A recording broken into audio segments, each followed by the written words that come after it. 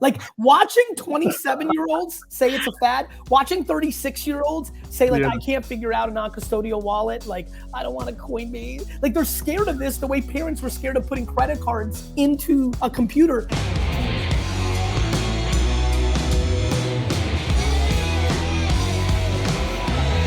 The Garyvee audio experience. Vayner Nation, what is good? We are back on the podcast 2022. I'm really not planning on doing too many interviews or episodes. I'm focused on VeeFriends and VaynerX. I think the speaking, the books, even the content, I'm down to the lowest levels this week in 7 or 8 years. But when I get an opportunity to do a show where I think all of you who are listening are going to really enjoy the combo or have wanted to see the combo. I've definitely heard through my navigating of the world that people wanted Mark and I to interact or how would we jam. And I'm really excited that he's on the show. So I'm gonna let him introduce himself and how he likes to speak about himself. I'm curious myself. And then we'll get into a little bit of like book life because he's a beast, and then maybe just shoot the shit on a bunch of different stuff. So Mark, how are you? I'm great, man. It's great to be here. I can't believe we've actually never talked before. The amount of people, there's people like you, and there's probably 15 other people over the last decade that, you know how like, it's almost like a neighbor you've never talked, but you head nod, like I've always felt that I had these kind of like people that ran in similar circles, shared friends. Yeah. And it was just sheer serendipity that we weren't at the same conference, at the same event, that if we met 7 years ago at a South by Southwest, we would talk 13 times a year versus not once for 7, like it's one of those kind of things. Totally. It's actually, when Kobe Bryant passed, I actually promised myself to slightly do a better job. I've done a little bit of a better job with it, but I'm such a mad scientist in my lab, my family, which is my real life, and then professionally, my laboratory and my crew around my laboratory cheer and root for everybody on the outside, but spend so little time on it. So I find myself in these predicaments where, but I want to be a little more thoughtful because I definitely feel like I've always loved the way people have talked about you and that know you, that know me. So I'm happy we're here. Yeah, me too, man. Thanks. So quick intro. I'm actually from the blogging world. I started blogging in 2007. Actually discovered you back in like 2009, 2010. Basically blew my career up going viral on Facebook and Twitter back in the day, back when you kind of could go viral on Facebook and Twitter. Grew a massive audience, millions of readers each month, parlayed that into a publishing deal. Books did super well, have sold about 15 million books. Crazy numbers. How many have you written? 4. 1 self-published and then 3 conventionally published. The last one was I co-wrote Will Smith's memoir with him. It came out a couple months ago. And then what was the experience? What was the experience in co-writing? With him, it was great. I don't really aspire to be a memoirist or a ghostwriter or anything like that. It's just he was cool enough, and the whole thing was cool enough to do. He and I really hit it off, and I think did you come across Brad Haugen in his world? I know he's on the productions. Did that name? I think he works on some of the content side. Good friend of mine. Anyway, keep going. But yeah, I mean, he and I, like, he was in the right spot in his career to do the book, what I would call correctly, which is like actually open up and actually get into kind of the ugly parts of his life. Yeah.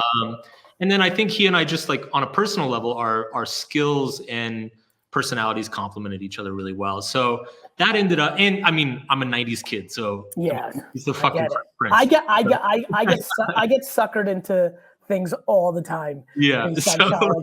But honestly, I mean, it was such a great experience. But it's funny because, I mean, now that book has done so well, I've talked to my agent. She's like, other celebrities going to want to do stuff and blah, blah, blah, and people are going to reach out. I'm like, I I don't know, actually. Like, I don't know if that's something I really want to focus on. So it sounds horrible. I think if you don't have the right person, or if there's not a good chemistry, I think it would be horrible. Yeah, it's kind of like the way I think about VaynerMedia, like clients. Like, it actually is hard. When I talk about eating shit, I don't think people really understand. Like when you're creative, having somebody, two cooks in the kitchen is incredibly challenging. Yeah. It's not that it's horrible. I use that as a slang term for, man, that you want to say serendipitous and the person wants to say, by chance. Like, I love my art of being a content producer and being a businessman, and have absolutely, with my father, my brother, especially when it's family like that, had challenges when, I knew what I wanted to do was right, but I wanted to be empathetic or have compromising capabilities, or, Yeah. So for anyway. Sure. And it's there were moments where it's like there were certain things that I felt should be in the book, or certain directions I thought certain chapters should go. And it's, at the end of the day, it's his book.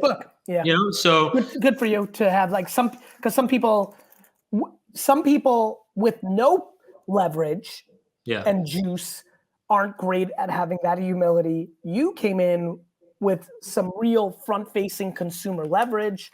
You're, obviously the reason so many people have brought you up to me is because I say the word fuck so much, and you've, like, obviously, it's such a dumb reason for people to associate us, but it's incredibly fair. Actually, I've had more than a couple people ask me through the years, probably 5, which is a lot if you think about it. Hey, are you pissed he wrote that book? I'm like, no, I'm pumped he wrote that book. Not from like that, more like they just really think there was a lot of crossover of beliefs. And then obviously the word fuck, I think, actually, just to go right into it, because there's so many marketing, branding, content people. You have 2 books with that in it. I'm sorry, I have a cough, everybody. Sorry if this hurts the podcast a little bit. Do you think, like, the brilliance of what Tim Ferriss did? I met Tim around that time as well. We were all kind of running around in those, Yeah. And he ran Google AdWords to figure out which title would work. Yeah. Obviously, Ryan Holiday and others. I watch how people navigate. Do you think that in the title had real impact, no impact, some impact on the success? Real impact, for sure. Real impact. I mean, so that book, you mentioned the Tim Ferriss thing, running AdWords to kind of figure out 4-hour work week. A lot of subtle art was very much market tested through blogs. Yeah. So there are you knew what was working. Absolutely. And that title. So I originally started writing that book with a different title, and then I wrote an article called The Subtle Art of Not Giving a Fuck, and it went fucking bananas. And I was like, oh shit, okay, maybe this should be the book, right? So there are a lot of sections in that book that grew out of viral blog posts. It's like, I know this works. I know this, like, gets people. Yeah. Let me ask you a question. For the people listening, what is the 1, 2, 3 sentence recap of The Subtle Art of Not Giving a Fuck, the 2016 book that went bananas? Basically, I always joke that it's a book about values, but if I told people it was a book about values, nobody would read it. So you got to put fuck in the title and kind of trick people into it. But you do realize you just completely, in 2 sentences, recapped my entire career. I would argue that you, in 2 seconds. Here's the thing, Gary. The amount of shit I eat. Here's the thing, man. Please. And I think you and I landed in this spot for the same reason, because you and I live and breathe and eat and sleep the online social media world. And what you quickly discover when you're in that world is that there's an infinite amount of stuff out there. And so if you don't figure out if you don't discover values to sort that stuff, if you don't figure out, like, principles of, like, this is what matters to me, this is what's important to me, and this is just crap that I'm going to ignore, you're going to drown. And I quickly just, coming from a self-help angle, I quickly discovered that a lot of my generation's problems, a lot of the anxiety and depression and stress that my generation goes through, it comes from just not figuring out what those values are. What are those sorting mechanisms in your life? And then when you don't have your own, you're grabbing onto people's. Totally. Grabbing to others, you're completely succumbing to outside affirmation. And the second you are living for outside affirmation, it's game over. Yeah. You know, it's funny. I remember seeing the book in the airports, because I'm always in the airports, right? Yeah. And it grabbed me too, like every other human. And I remember feeling a huge, I do to my community famously talk about how little I read, but I remember feeling an incredible kinship just on title. I also believe so much of the world's problems is headline reading and making assumptions. So just, like, I selfishly asked you that question right now for my own self, but I really do believe that getting into a comfort zone of understanding the following: do the people that know me the best like me? Mm-hmm. And do the people that know me the least have a chance of liking me or not liking me? Is a very simple framework that can help. I mean, every day I get accused of things that are not true, get negativity thrown at me, and I'm a pretty positive communicate. Like, I'm trying to, but I have a style that I think rubs people. The conviction and the confidence and the competitiveness. Like, I get it. I understand why it lands like that. I also think like alpha male energy timing is a little awkward, and I'm empathetic to that. Those are macro trends, but everything that makes it palpable, that not giving a fuck, of course I care, but it's having a structure of understanding. But do the people that know me like me? And then as you get further away, does it still stay as good? Like, strangers thinking that I'm a charlatan makes sense. 13-second clip on a video, but my mom thinking that's devastating. And I think there's a lot to that I think a lot about. Well, it's also just the world that we live in now, right? Like, we're exposed to so many other people all the time, and so many other people are exposed to us that it's unreasonable to think that everybody who comes across you is going to like you. But I think there's a bigger thing. Mark, I love your thought on this. I think we're also in the explosion of popular culture judgment and pushing away as fast as we can any level of accountability. So judging is on fire, and accountability everyone's running away from. Pointing fingers, super fun, popularized. Grabbing thumbs, devastating. Nobody wants to do it. Thoughts? Absolutely. One thing I wrote about when the pandemic started was, like, I feel like people have this addiction to, like, moral righteousness. Like, it's actually becoming a problem. Like, I think we should become not less moral, but like more amoral, like withhold judgment on like what is actually good and evil.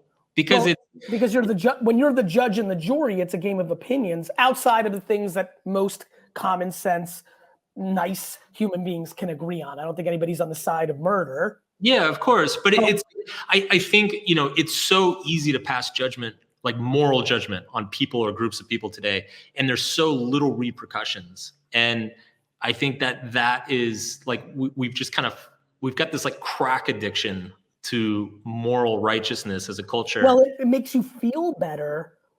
It feels meaningful. It feels meaningful, but there's no consequences. Yeah, I think to your point, man, we're going to really nerd out on this.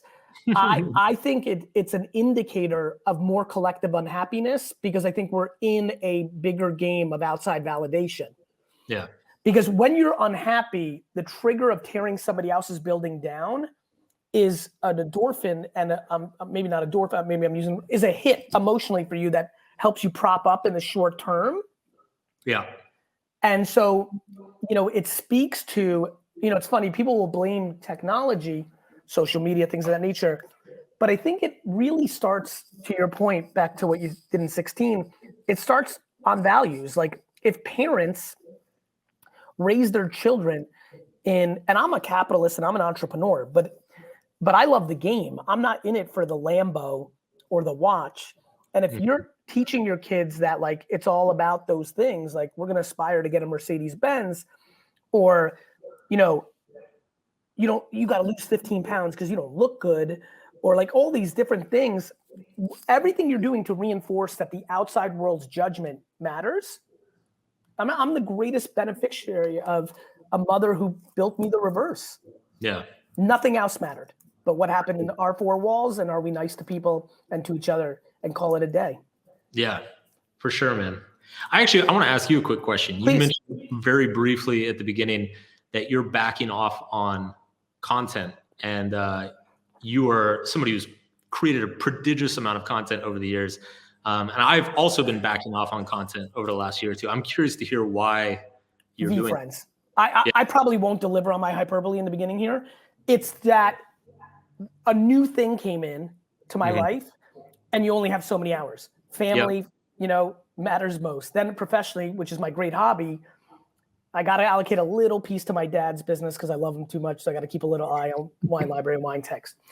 And then I have a behemoth of a company, over 1,000 employees globally, Mexico City, London, APAC, LA, New York. VaynerX is now a big dog.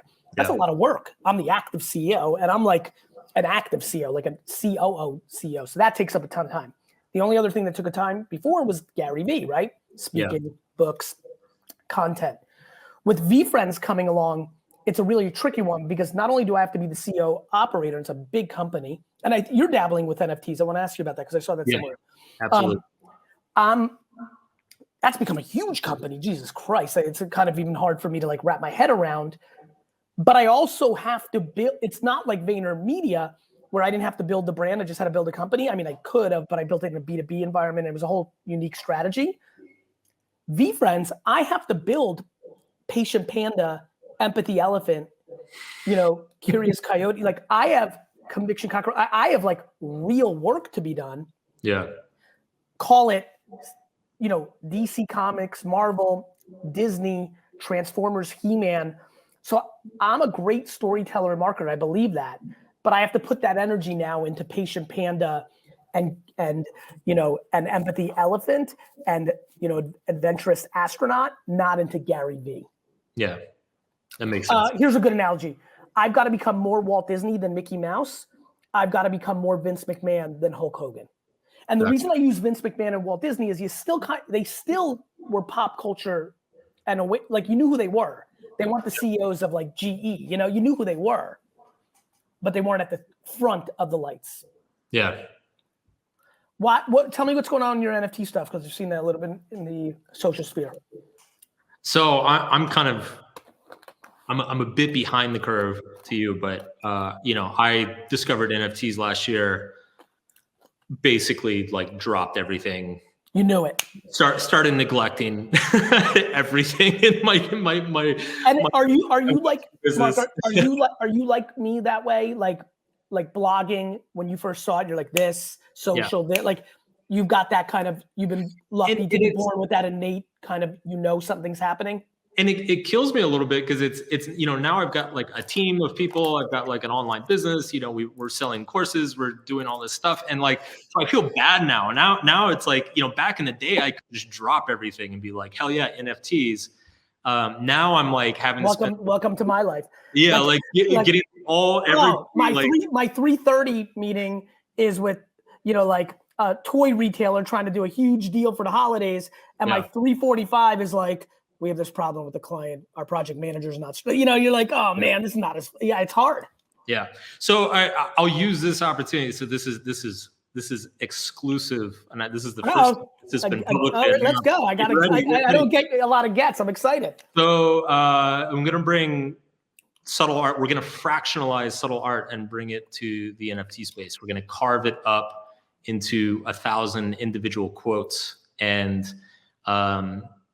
the way copyright agreements work with publishers is that the publisher is licensed to the full book, but if it's just a quote or if it's just a paragraph or a section, the author can do whatever they want with it. So what we're doing is we're carving up the book into individual quotes and paragraphs, and then I'm basically going to give Creative Commons license to those individual quotes for whoever purchases the NFT. So if you buy the NFT, you get the quote, and then you could quote unquote do what you want with the quote. Do whatever you want with it. Yeah. You're buying it from you. I can't give the copyright of the quote. You're giving fucks with all sorts of stuff. But You're getting the Creative Commons rights, kind of like Flickr was back in the day when everyone was like, whoa, Yeah. Creative Commons. So I'm not going to mess with you. So yeah, super excited about that. So when I buy a bunch of your most famous quotes, yeah, and then make hoodies and sell and make tons of revenue, you won't send me a letter. No. And you're going to be like, why is Gary able to sell more hoodies of my quote than we were? Team. I wouldn't ask that about you, but fair enough. but some random kid on the street. Mark, maybe. when are you? So this is cool. I got to get when are you doing this? Looking at late February, early March. Or we'll keep an eye on this. Where should people follow you? Like, what's your Twitter? Because I'm sure that'll be the best place for this audience to. Twitter is I am Mark Manson. I am. Got it. What in our 10 minutes here, what other things should entrepreneurs, go-getters, kind of what are some other things that we can help people with? Or what anywhere you want to take this, like a fun story working with Will, an insight to what's working with you on content right now, because I think we have enough crossover that where you take it, this audience will like. So whatever you want. Well, I'll say this. I asked you the content question because, I mean, for me, it's been a combination of discovering Web3. Like I've been in the crypto for many, many years, but it always seemed, it was like too Ponzi-ish years ago. It was all currency, right? Like I really understand the Bitcoin thesis, and I'm still long at Bitcoin because I think the brand is too strong. Yeah. And NFTs are so much more consumer, what you and I do. Yeah. It's not currency. It's this last year or two, it's like, oh shit, they're actually building stuff. Like let me give you an example. Yeah. NFT project gets pumped and it completely fails. Yeah. Like it went up to 4,000 a piece, and then in the NFT winter, they're $88. In 2026, I'm going to buy 8,000 of them and the IP and refurbish it. No different than what I did with K-Swiss or what happens with brands all the time. With a shit coin from 2017, it pumps. We had the shit winter. It's dead. Yeah. There's still an asset with NFTs and a narrative that makes it very, very different than coins. And I think that I'm really excited about when we get to that part of the story. Well, and if you think about it, I mean, like there's so many books throughout history that blew up after the author died, or like came out. Can you give us 2 or 3? Because I'm not educated in that stuff. I love that shit. Well, like Scarlet Letter, Nathaniel Hawthorne. Like, is that true? Yeah, or like Moby Dick, like fucking Armin Melville, like died broke and alone, like, and then Moby Dick became the great American novel after he died. So it's this sort of stuff happens in publishing, and I'm super excited about NFTs in the publishing world as well because it solves a lot of the issues, actual practical problems the publishing industry has, and it's crazy too because like doing this NFT. Are you currently? I'm sorry to interrupt. Are you currently in a book deal? Yes. How many more do you owe them? 1. Yeah, my last book that just came out, the one I sold a trillion of because I did an NFT thing. Yeah. I'm a free agent and I'm in the weirdest spot. Yeah. I've had an incredible run with HarperCollins. Who do you work with? Harper as well. Oh, amazing. Yeah. You don't work with Hollis, do you? No, I don't know. Okay. My publisher is Hollis at Harper Business. Oh, okay. She's amazing. I find myself in a crazy predicament. I'm super happy there.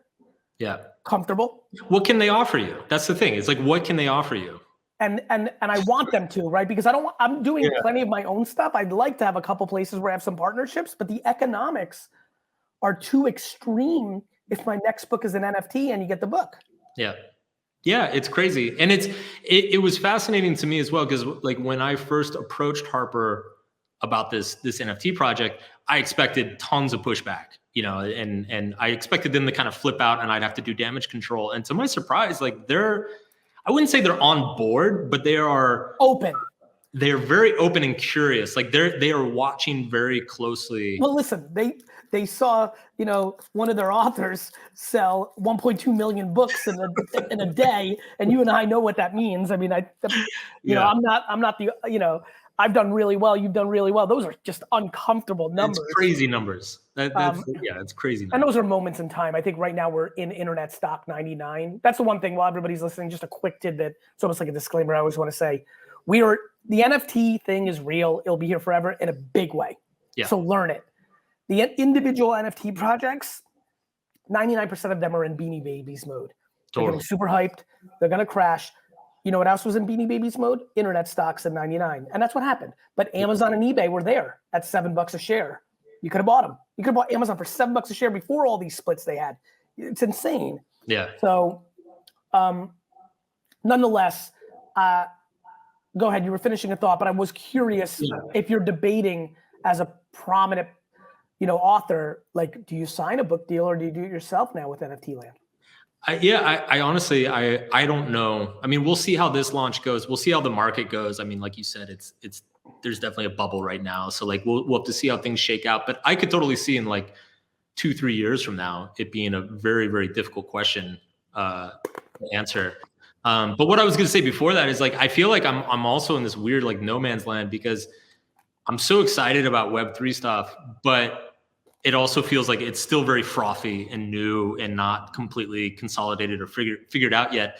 Meanwhile, like on the Web2 side, on like the traditional social media and blogging and everything just feels like, I don't want to say dead, but like saturated, right? Like the ROI is so brother, it's the tail as long as time. The reason you and I in 07 and you did blogging, the reason you found me in 09 was, I would say the most frustrated I was in my career, in my entire career, was 2005 to 2009, because I couldn't write. I still can't. I can't write for a lick. Yeah. And I saw blogging coming, and I'm like, and I'd won on kind of e-commerce and search, and email for sure. Yeah. And I was like, this is gonna be huge. And I knew that I was like on the sidelines with like my helmet in my hand. and literally the second, oh, I'm sorry. I got my time wrong. 03 to 06, 04 to 06. Because the second YouTube came, I was on it so blistering fast. That's why my wine thing worked so well, because I was like, okay, I can use the new thing. And then obviously social, the new thing, and then every app on social. But you're right. Like, it's gonna take the next TikTok to do anything in Web 2, but even that is going to be a slight alteration of what we've seen since 05. Yeah. Web 3 is like crazy new world, which is what we were learning about the internet back in the day.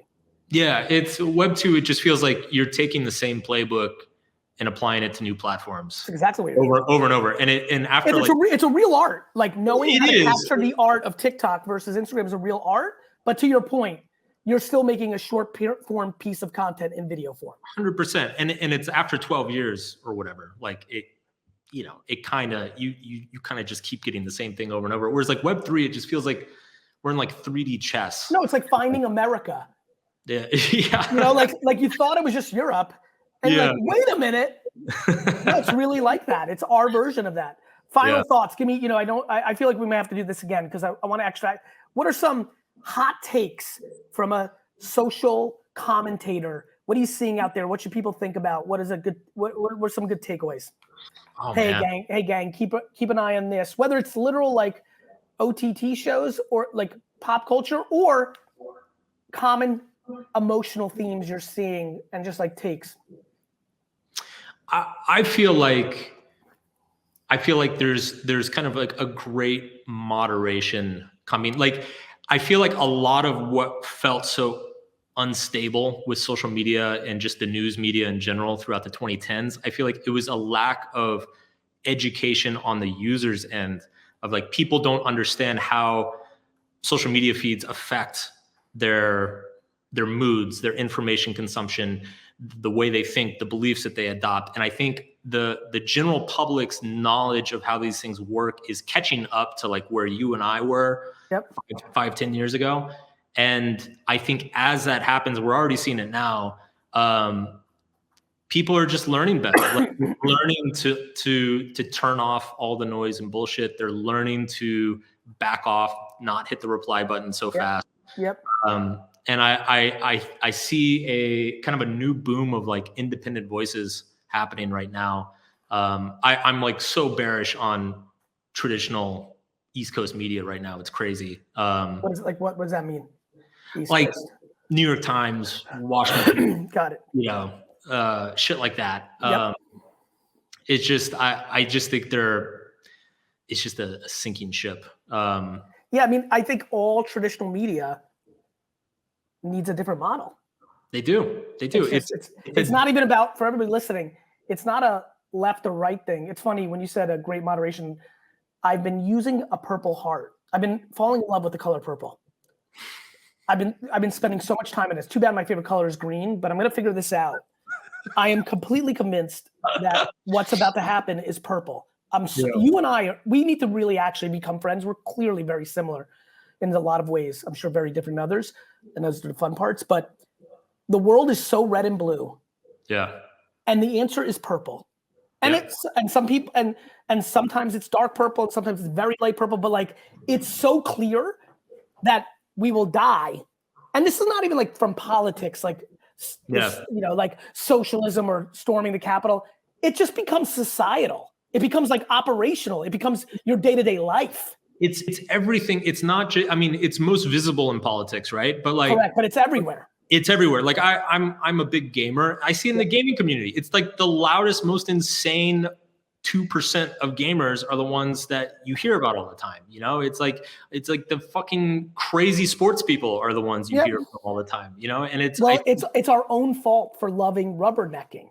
Yeah. Well, and it's, I feel, I hope / feel that people they're smartening up to this. And I think this is why you're seeing like Substack take off. You're seeing like, you know, there was a chart recently of like Joe Rogan's numbers compared to all like the, what do you call it? Cable news shows or whatever. And it's like, you know, his audience is as big as like the 5 biggest cable news shows combined, you know? And it's like, I mean, people are 700,000 years old that watch cable news. Yes. Like we have to understand that. By the way, I think ageism is a problem. I'm not shitting on 50, 60, 70, 80, 90, 100. I'm almost 50. Fuck, you know, year olds.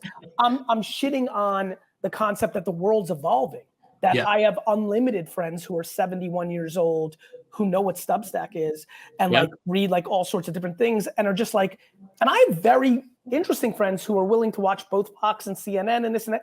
And it's not even about like the politics anymore. It's just the formats. So here's a thought for you. I'll leave you with this thought. You know, when I was a kid, I used to make fun of my parents because like we get like a VCR and my parents didn't know how to program the VCR. And like my brother and I would figure it out. Right. And we would like make fun of my parents like, oh, I'm so bad with technology. It was like a funny thing in the 90s to be an older person who was bad with technology. I think now it's potentially like a social problem. Well, like, and also I think we judge them so negatively. And then the NFT thing fires me up because all my 20, 30 and 40-year-old friends became their parents overnight. Because they're like, I don't want to learn this. It's a JPEG. Like watching 27-year-olds say it's a fad, watching 36-year-olds say like, I can't figure out a non-custodial wallet. Like, I don't want a Coinbase. Like they're scared of this the way parents were scared of putting credit cards into a computer. Like literally watching 20 and 30-year-olds over the last 12 months become their 65-year-old parents has been one of the most joyous things for me because I let them, I trap them. I let them, because these are my friends. I let them, I'm like, that's the shit you used to make fun of your mom for. Yeah, totally, man. Totally. Technology. We'll talk, brother. Congrats on all your success. We will cross paths again. Thanks for being on the show. Thanks, man. Great talking.